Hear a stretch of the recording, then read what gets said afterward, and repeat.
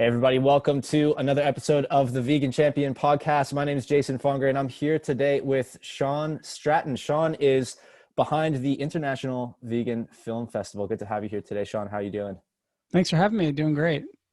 I'm so excited to ask you all about the film festival, and I'm sure that everybody listening is going to want to know about it. So it's coming up real quick. We're recording this. What's the date today? We're on the 16th of September, and the festival's coming up pretty soon. What's all going on? What should everybody be looking forward to with the this year's virtual online International Vegan Film Festival? What can everybody be looking forward to?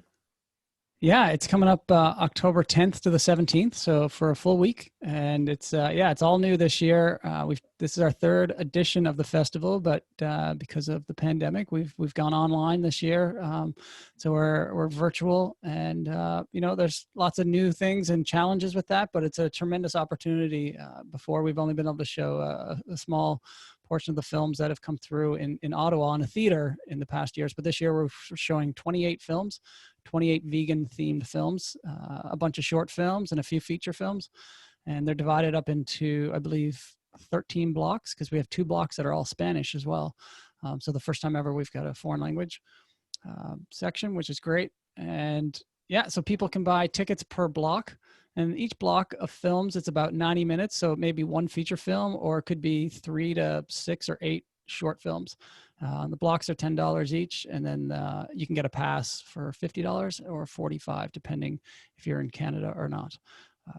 We have a difference in the passes because there's 2 feature films that are geo-blocked that only can be shown in Canada. So the passes are, it has to do with all the distribution rights. I see. Some of the filmmakers have sold to distribution companies, and different distributors have rights for different countries, and so it gets kind of technical, but it's great with the online feature and the platform that we use. It's called Eventive. They set up the geo-blocking, so it's no problem. But yeah, you can get all our tickets and find a lot more information out at our website, which is just theivff.com. It's theivff.com. And theivff.com, the October International 7th. Vegan Film Festival. You got it. Epic. I'm looking forward to it. So this was, what can people actually, I mean, maybe people have been to film festivals before, maybe people have been to online film festivals before, but I mean, how is this sort of all planned out? Like, are there, what's the actual experience going to be like if somebody signs up for this? What can they expect? Yeah. So when you go on the ticket page right now, basically you pre-order your tickets for the festival. And you can go through and skim through the blocks and decide which block you want to buy a ticket for. Or again, you can buy a pass and get access to them all. And the blocks, each one of them, we have a description within them of what the films are in, and then the film descriptions and the trailers for a bunch of the films. Not every film has a trailer, but a bunch of them have trailers or will have trailers coming up in the next day or two. And once you pick the block, starting October 7th at, 12 a.m., we're live. October 10th at 12 a.m. We're live, and so you got all that week to consume all the films. I think there's over 15 hours in total of films, so you may not get through them all. But if you are a movie buff and you don't have much else going on that week, there's a good chance you could get through them. And we've divided the blocks so that they're fairly diverse. We talked about having each block of one being like animal welfare block, or health and nutrition block, or a lifestyle block. These are our categories that we have in the festival.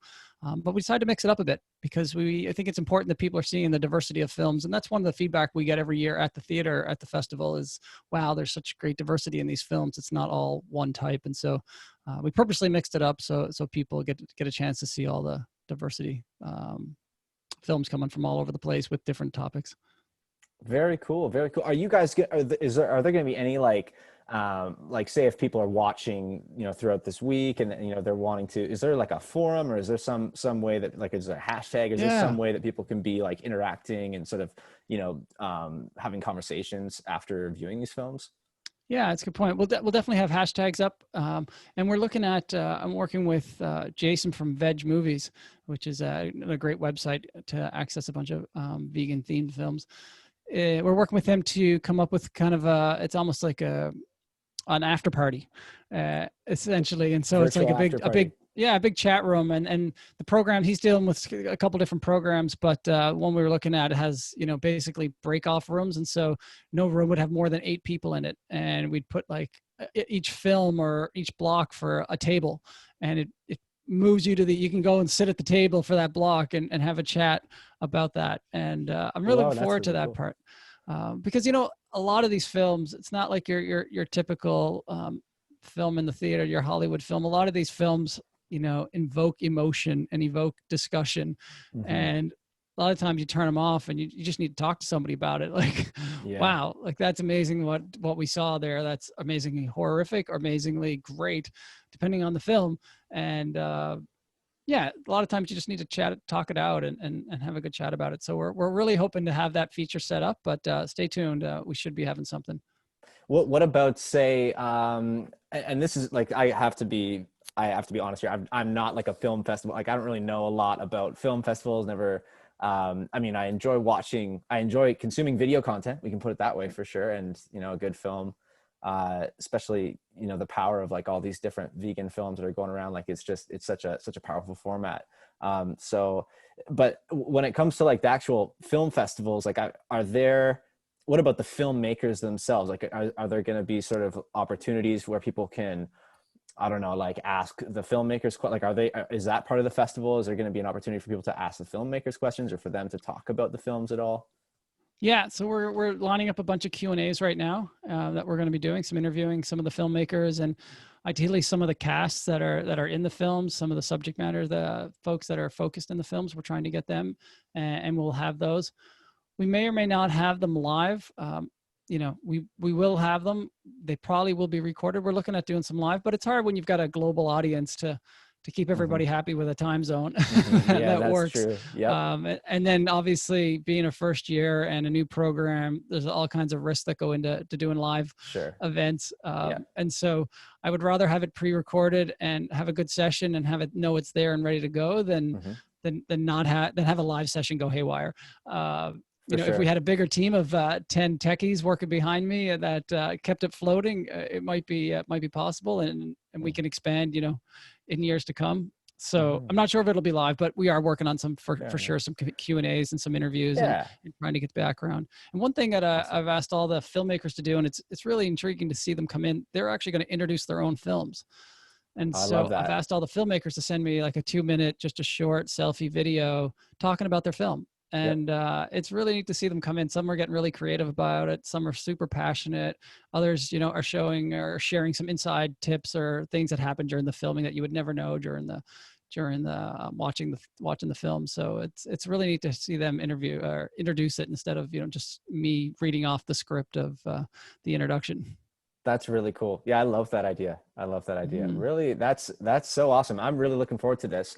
Um, can you talk about maybe some of your personal favorite? I mean, if you don't want to say maybe just some that are top of mind, we'll say, you know, some Mhm. of the films that are going to be shown, maybe some filmmakers. What are some things that you would encourage people to look out for that maybe people can get excited about watching? Yeah, you know, we've got a few, probably 3, if not 4 films that are kind of farm sanctuary themed. And they're always great films because they're the happy stories happy stories now that they're at farm sanctuaries in our film land. You know, that we do have a lot of important but horrific films that come in that are more slaughterhouse focused. And so it's really nice to hear some great stories from farm sanctuaries. I Balance think we that have, out a yeah, little 3 or bit. 4 of those.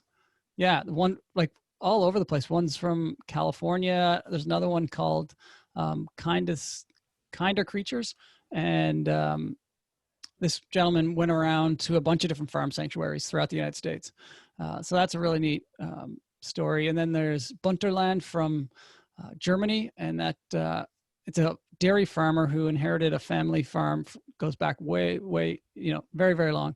And he's been doing dairy farming for years, but you know, over the years, it just got to him of the fact of, you know, the abuse that these cows are going through and then having to send them off to slaughter. And he Hmm. eventually turns it into a cow retirement home. That's how he I referred love to it. that. And he turned his whole farm into basically a bed and breakfast, an Airbnb. And so, Wow. you know, he's like, how are we going to, you know, they need some revenue. They can't just stop, you know, getting some income. And so they turned it into almost more of a tourist attraction, and people come from all over the world to see their cows. Hmm. Wow. Yeah. I mean, you try to think about what can be done. And, a lot of people talk about, oh, vegans hate farmers and all. It's like, no. Like that's like, sure, there might be some of that anger there because of what's going on. People get passionate and whatever, but really it's like, there's a systematic thing. And I think a lot of farmers are, maybe not super happy with what they're doing. Some of them are proud about it. But there are those people who come around for whatever reason, and for them to have a way to kind of, turn it into something better, and then to capture that in a story. That's awesome. That's really cool. It makes me want to watch and, maybe go visit that place and see what it's all about. For sure. Any other things come to mind? Other movies? Yeah, there's some other ones that are kind of more environmental focus. There's Acropolis Cow is a film out of the UK, which Apocalypse Cow? Yeah. Is that the Apocalypse Cow? Yeah. Yes. And it's he talks about kind of the impact that animals have had on the wild of the UK, and he goes to the Lake District in the UK, and we lived over there a few years ago, so I've been to this area, and it's really popular area, especially with runners and trail runners, and it's got some historic trail runs there, and it's just kind of a mountainous area of kind of rolling grassy mountains. And he looks at this and he's like, people come here all over the world because they love the Lake District. He's like, this place is horrible. Like, there's no diversity. He's like, this place should be covered in trees, Right. And he's like, the sheep have killed this area, this whole area. And he's like, we have like one species of plant growing here, and, the sheep have eaten everything else. And it just totally shifts your perspective of what people would think is a beautiful area in England, and that, without animal agriculture, it would be forested area, and a beautiful forested area teeming with wildlife and teeming with diverse species of plants. And and he goes on and he talks to some fishermen, and they're salmon fishing, and just the pollution in the rivers. And 20 years ago we used to have this many fish that came down, and now there's just you can't even fish anywhere. And then it gets controversial towards the end when I don't want to give it all away, but they're coming up with a way to cull the deer population in northern Scotland, I believe. And there's too many deer in the wild there, and they're debating different ways of culling the population, and whether they should cull at all, and whether that's, where the ethics involved with that. And so has a bit of a shocking ending that we had a lot of debate about in our judges meeting. So that sounds so interesting to me. I'm so interested in I want to watch that as well. Sign me up. Where do I watch these movies? Where do I watch these films? Okay, I know where. Yeah. And then we go over to Korea, to the dog markets in Korea, and trying to rescue dogs out of the dog market. So we cover the globe. Wow. Sounds incredible. I'm so excited to watch all these films. I just going back to that, talking to fishermen, people who are out there fishing and stuff. I've done some videos that I haven't posted lately, but just talking to, there's one video I posted on my TikTok where I was cycling by and I saw a guy fishing, and I just kind of yelled, I said, "Leave the fish alone." It was this, nice. It's got these thousands of views on TikTok. I don't know if you're on TikTok, but yeah, it's just this really fun, but people are it's such a controversial thing. And that was just sort of a funny kind of, he sort of like looked up and he was more just shocked than anything. Right. But I think that, the point I guess I find interesting is like, we do need to have these conversations about like wildlife and what does sustainability look like. And, even if you talk about where I get my food from as a vegan, that's not perfect either, and industrialize the monocropping. Like I'm not under an illusion that that's perfect. Right. So I think that if there's a place for like real, like fact-based discussion around these topics that isn't maybe super heated and ethically charged, I think that's a good thing, because it's really easy for, say, vegans to get ethically charged and to really have a hard time even having a conversation with somebody like a hunter or somebody who's out there fishing or something like that. But to me, that's really fascinating. So I definitely want to watch that movie. And I don't know, we could have a whole discussion about sure. that. And that's like I said, that's something I'd love to learn more about. And this is the beautiful thing about something like film festivals, and people, it's such a great way to learn, right? Like to watch a movie it's going to take you on that journey, the way that in a different way than maybe like a book or a podcast might, or just, reading up about a topic. So that is really cool. And I think you're doing a great thing by just having this festival at all. I mean, let's talk about that a little bit. Tell us about kind of the background of, how this festival came to be. What was going through your mind when you sort of, from day one. Talk us through how this all came about. Yeah, I was, it was about, 2007, probably the fall of 2007. We moved to Ottawa from England, and we were there for a year, moved back to Canada. And I was kind of looking to see how I could get involved with the plant-based movement. I'd been vegan for about 2 or 3 years at that point, and really wanted to get involved and serve the community, utilizing some of my skills and expertise and experience, and was looking at different ideas. I thought about starting a Veg Fest or taking over the Ottawa Veg Fest, and explored that quite extensively, and then kind of realized that at the point in time we had a newborn and just a lot of other demands on my schedule, and realized that would have been too big to take on at that point for my life schedule. And I've always been inspired by this one particular film festival, the Banff Mountain Film Festival. It's from Banff, Alberta in Canada, and it's a mountain adventure film festival. And I've seen it all over. They have a world tour, and I've seen it in Banff, and I've seen it in other places. And I thought, there must be a vegan themed film festival out there. Maybe I can bring a screening of the vegan festival to Ottawa. And I did a bunch of research, and I was like, doesn't look like there is a vegan film festival anywhere in the world. And I was like, wow, maybe this is my opportunity to get into the community and serve in this capacity. And I didn't know a lot about film festivals, but I do have a background in organizing events. I've organized triathlons in the past, and my past career is leading expeditions around the world, mountaineering and sea kayaking, backpacking. And so I've got a kind of a planning background, and thought, well, let's try it. And I talked to some kind of influencers in the industry and just kind of ran the idea by them. They all seemed excited about it. And so I went for it, and learned as I went, and still learning as I go. But yeah, it's going really well. And so that's kind of the founding of it. And the first edition happened in the fall of 2018.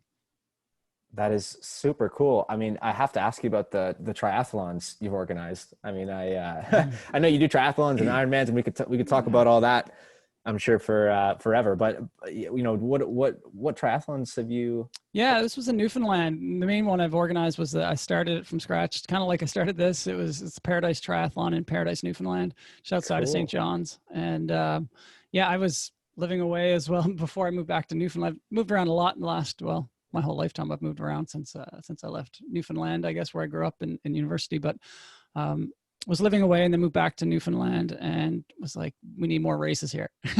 We don't have enough races here. And Right. yeah, and just kind of one thing led to another. And before I knew it, I was starting and founding a triathlon, and it still goes today. So it's 10 years later now. So I ran it for 5 years. How many people did you have out in that first year? I think we had about 100 or so, which is big. That's kind of pretty big for a St. John's triathlon. That's great. 2 or 3 of the 5 years, I had to cancel the swim because it was too cold. Yeah. So that was unfortunate. That was in June. It used to be in June. And so they've now moved it to the August. Yeah. In August. The window is short in Newfoundland to fit in your open water swims. I'm sure it is. Yeah. That's the one thing about being here in Canada, right? Yeah. Yeah. Yeah, that's really cool. So when you're building this film festival, like that's surprising, first of all, that like I would have thought, when was that you kind of realized, there's no film? What year was that? 2017, the fall of 2017. I would have thought by then that there would be somebody doing something. But then that's one of those things where it's like, if it's one of those things where you're like, I would have thought somebody would be doing that, and like they're not, then okay, maybe you're onto something, right? Absolutely. So, yeah, and knowing that the documentaries are so powerful in the vegan movement, and there's a huge percentage, I don't have it in front of me, but statistically a huge percentage of people decide to go plant-based after watching a documentary or some vegan themed film, and it's like, let's put them all together. Yeah. And get more of them. Yeah, absolutely. I think there's some good stuff on Netflix, and there's some good stuff on YouTube for free. There's lots of resources out there for people, but there really is something about like a good film, it's just, yeah, I think that I don't know what the statistic is. Like I don't have it in front of me yet, but just based off of just speaking to people about like, you know, what caused them to make this or that change, whether it was, you know, like an environmental documentary like Cowspiracy, Mm-hmm. Forks Over Knives, you know, Earthlings. Like these are just, it's almost assumed. Like the question is almost not like how did you go vegan? It's almost like Right. which documentary did you see? You know, so Right. Right. Which some one people was it's it? something else, but you can Yep. almost assume that it's at some point they've seen something that struck a chord. So yeah, I think it's a very um, what a great idea. And then so for if there's people who are listening to this, and let's say, okay, vegans want to watch these documentaries, great, but like how do you recommend, do you have any recommendations for like the vegan listening to this who wants to like tell everybody that they need to watch all these movies, but like, you know, at what point, I don't know if you have any thoughts on that. I know it's kind Yeah. of a personal thing, but I don't know, do you have any sort of best practices that you find for just sort of reeling people in to watch some of these films who aren't yet vegan? Yeah. You know, like the three main goals are education, you know, inspiration and motivation. And so I want to inspire vegans to continue being vegan and continue eating plant-based. And because, you know, sometimes it has its challenges. And then you watch a few of these films, you're like, oh yeah, I'm on the right path.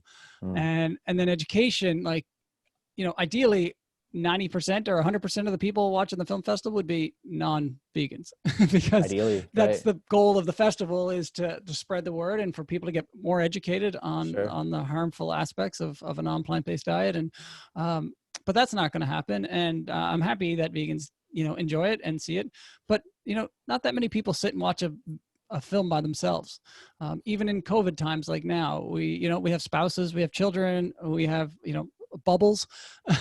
So Yep. I'm not expecting people to have 10 or 20 people to their house to watch it, but you know, they're not usually watching it alone. And so it's that person you're watching it with, or that couple of people you're watching it with, that's how we're getting the non-vegans to watch, I think. Even at the theater, you know, last year I knew of a bunch of people that, you know, the person that they came with, not that many people go to a movie by themselves. So they bring someone along, and yeah, and a lot of times I bring that person along, and they leave definitely a lot more educated and sometimes changed. And so Mm-hmm. that's a good way to kind of spread the word and get other non-vegan folk watching it, is you know, invite someone in your bubble to Mm-hmm. come over and watch the festival with you, or that spouse or family member that's maybe on the fence. Mm-hmm. Yeah, and it'd be great to have some vegan snacks on the table as well. Absolutely. Some vegan popcorn. Are there any other like have you guys got some food sponsors or anything like food Yeah, delivery well, services? Miyoko's is our food sponsor. Cool. So definitely get in there and get some cheese and crackers going. There you go. Yeah. Get some Miyoko's cheese for sure. But yeah, we've toyed around with the idea of having like some cooking, having maybe a pre-show or a pre-reel of one of our plant-based chefs that we know to do some cooking classes, or like these are some, do up your snacks here. And so Yeah. we're bouncing around with a few ideas. And if it doesn't happen this year, we definitely can be expanding for next year. Yeah.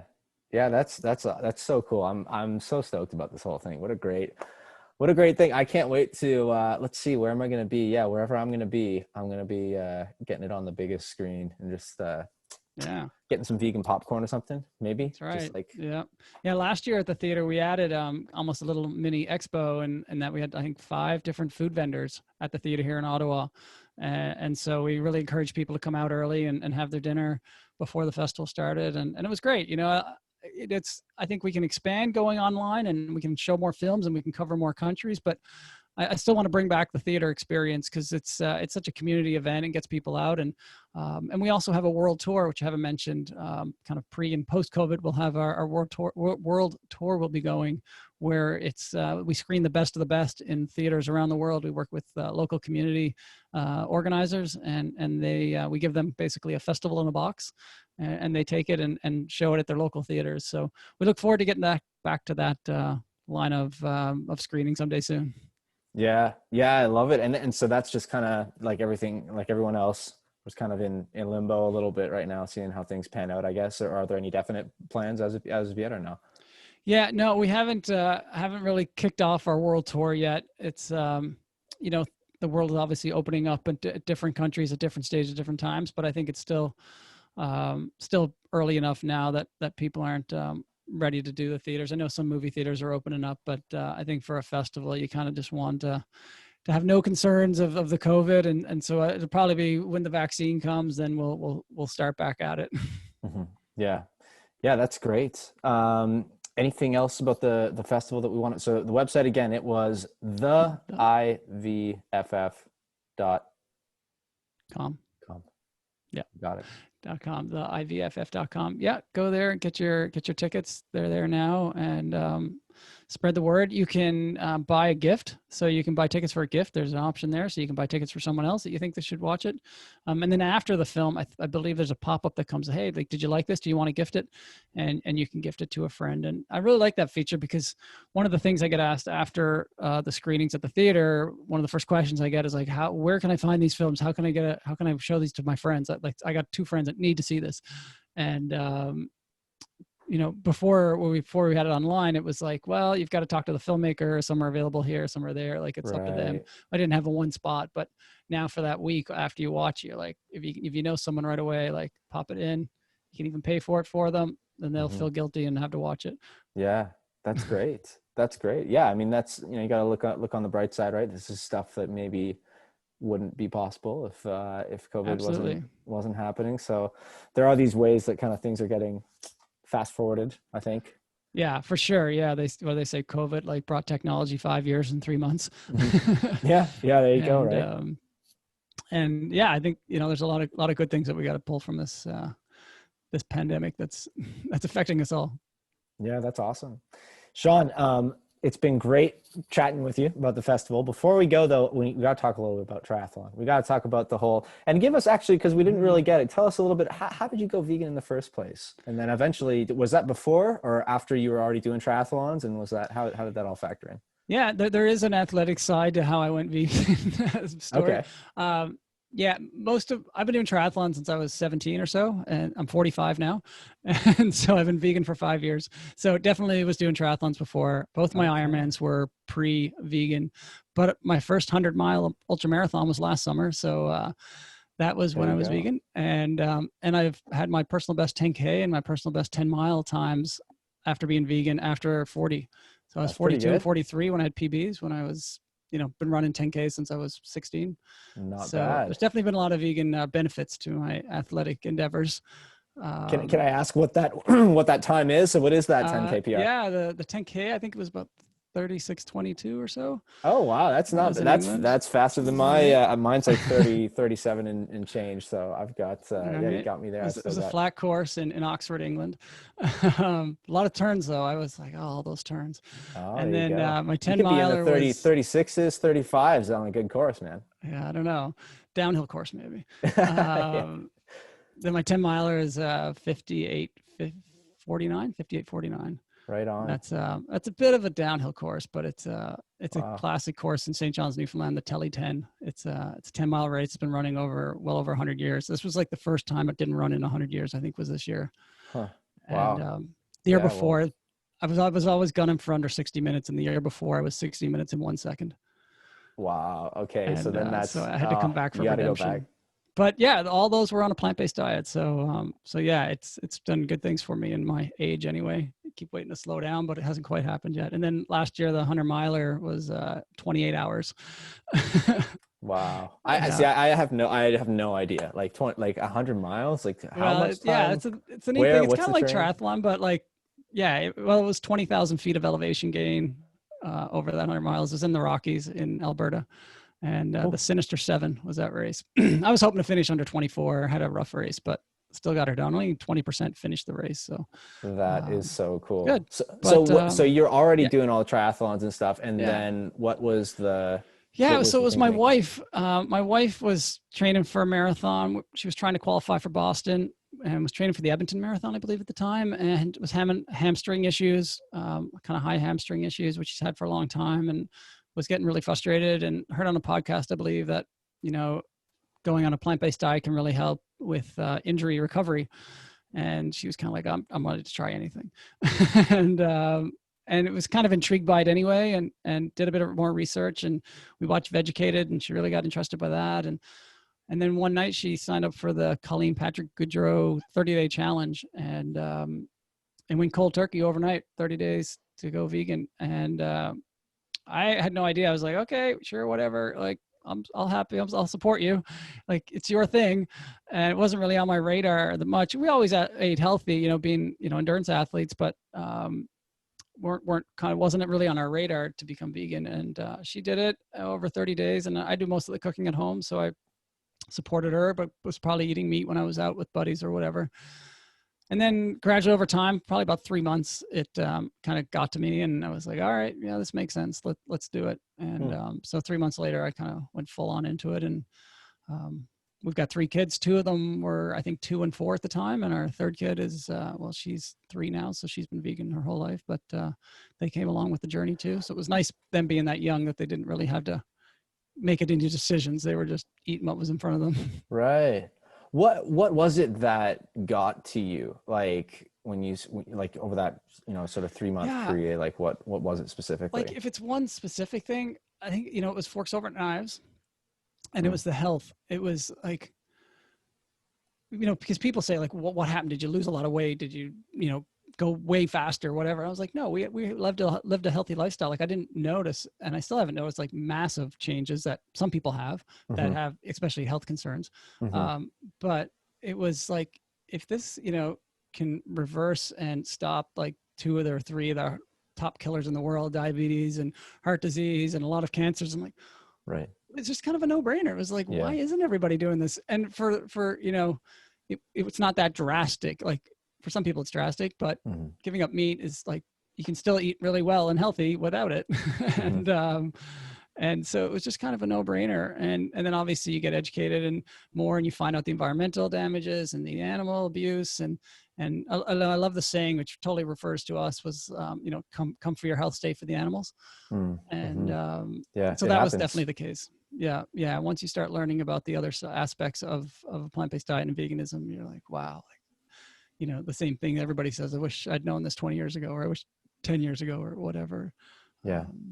That's super cool. Yeah. I definitely had some, I would say, sort of minor health issues that, you know, helped me like find, you know, like the health side of the, you know, plant-based diet, like, or the plant, people are, you know, different names being thrown around now. I'm seeing a whole plant foods diet. I'm seeing some people using that. I can't remember who I saw use that one, but whatever you want to call it, eating more, you know, plants that are ideally minimally kind of processed and refined, right? And just focusing on that. It's really, I mean, I guess what it comes down to is like, if you were already eating, I would guess, you know, sort of lots of fruits and vegetables and, you know, grains and stuff like that, like healthy plant foods, to go from that kind of a diet to just, you know, making it 100% plants, you'll notice less than somebody who's, say, eating like your standard, you know, bacon and eggs and white toast and butter for breakfast, and, you know, your SAD diet, standard American diet. That's going to be a huge pendulum shift. And like that's what you see in some of these movies, right? Is like in as little as like a few days. Like you can get huge really quick. But that wasn't the case for you, but it just was sort of like, you're looking at this and you're, you know, a logical person, and you're kind of taking in the information and processing, and it's all kind of adding up and just making sense. And so you just, you know, kept rolling with it, it sounds like, which is. And then when you see examples out there too, like, you know, for obviously Athletic Males, Game Changer was a great movie. You know, obviously that was after I went, but for me at the time, like Scott Jurek, who's one of the most prolific ultra marathoners out there, won Western States 100 7 times. And his book, Eat to Run, came out around then. And I'd read that before I went vegan, and like was interested in his story that, you know, becoming vegan and doing all this race, but it didn't even click on me. And then once I went vegan, I reread his book and at a new perspective. And I was like, well, you know, clearly it's not going to affect me athletically, and may increase me. And then, you know, after watching Game Changers, there's got to be so many people, especially male athlete type athletic folks, that are like, all right, like if they're doing it, you know, it just takes a few examples of, you know, some world-class athletes to make you realize that, like, yeah, there's no deficits. One thing, and this just popped in my head right now, but I'm going to bring it up because I'm curious of your take on this, right? there's movies like, we'll use Game Changers as an example, right? Or even some of the health ones, like say What the Health, like that they kind of, I think they're justified in presenting the stories in this way as this sort of amazing thing, because it is, right? There are just incredible stories of people who have turned their health around.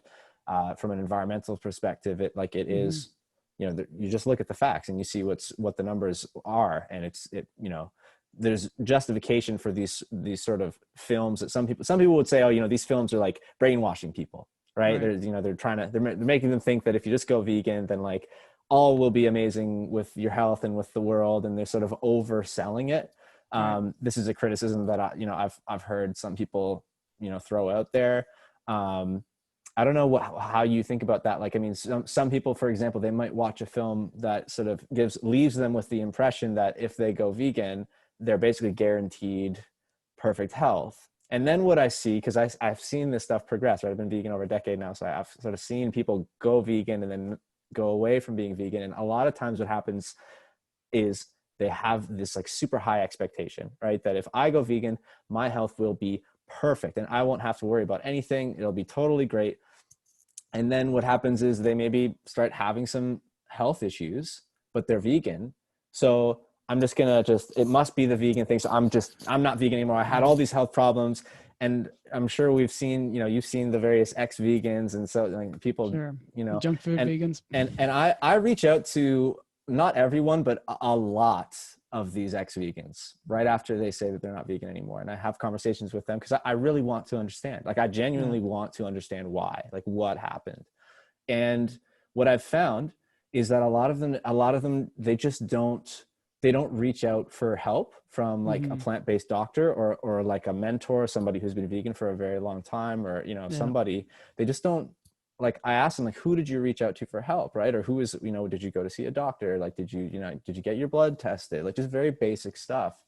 So I think that my response to that would be like, hey, well, these films are out there to inspire. Like, you need to be a responsible person, and like you know, these films are not out there to like hold your hand and just tell you exactly what to do. They're just there to show you, hey, this is what's out there, and let's present this beautiful solution, you know, possibility for you to look into. So I don't know, like, do you have a take on that? Do you ever get that criticism that, oh, these films are all just, you know, hype and dangerous or whatever?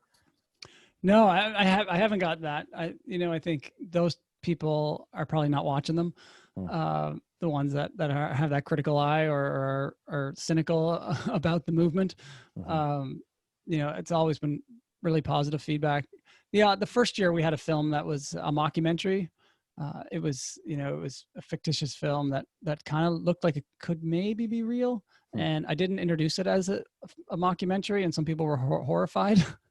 So that's the only criticism I've had. It's just a funny aside. It was about it was from France, and so it was subtitled in French. It was subtitled in English, and so you don't quite get all the humor when it's subtitles. And it was about this. It was called The Ethical Butcher, and this butcher could come up with artificial legs and limbs for animals, and so we could still eat them, but they wouldn't die. So we could eat like a pig's leg, and they'd just get an artificial leg. So that was the premise of the film. And the filmmakers told me not to introduce it. Like, just say, like, this is a film from France. It's 50 minutes long and enjoy. And because most of the films I would get up and do an introduction at the theater and tell a little bit of background. And so I didn't do that. So half the theater got it and were like chuckling, and the other half didn't get it. And like 5 people got up and walked out in the middle of the film. And then at the end, I was like introducing the next film, and people were heckling me from like the theater. People in the back of the theater were standing up saying, "This is horrible. Why are you showing this?" Oh my God. So that's the criticism I've had, but I think that was a one-off unique situation. Well, I'm glad I went on that rant just for that story, because that's awesome. The funny thing about that is, so the directors the filmmakers, right, who didn't want you to say anything, were they happy? Like, was that what they wanted to have happen? I think they probably shown it enough that they know you can get more of a reaction if you don't prep it, you know? Right. I think they might have felt bad that I like took the brunt of it up there on my first day of my first, it was like the first ever vegan film festival in the world. And I'm like getting pelted at. I'm like trying to MC the event up front. And I think they felt a bit bad by that, but I didn't end up putting that in the world tour circulation that year. I was like, Oh okay. man, well you need that, and then if you get that on the do you have that thing on film? Do you have the crowd's reaction on film? We have some of it. There was a journalist in the back row that filmed some of it and put it in the local paper here and wrote a story on it. He was positive towards me in the story, but he did get some of it on film. Yeah, it's pretty funny. I think it's probably on our In the News section on cool. our website. That's really cool. I'll see if I can check that out. That sounds pretty hilarious. Oh man, Shawn, it's good talking to you, man. I think that's maybe a good place to wrap it up for now. I know we could do a whole other episode. We probably should at some point on all the endurance and triathlon and all that stuff. But this is hopefully we can get this out ASAP so that everybody knows to check out what's going on this year with the International Vegan Film Festival. Thanks so much for all the work you do putting the festival on. Really appreciate it, Shawn. And thanks so much for coming on today, man. Yeah, thanks so much for having me. It's great chatting with you. Yeah, and I look forward to catching up again soon.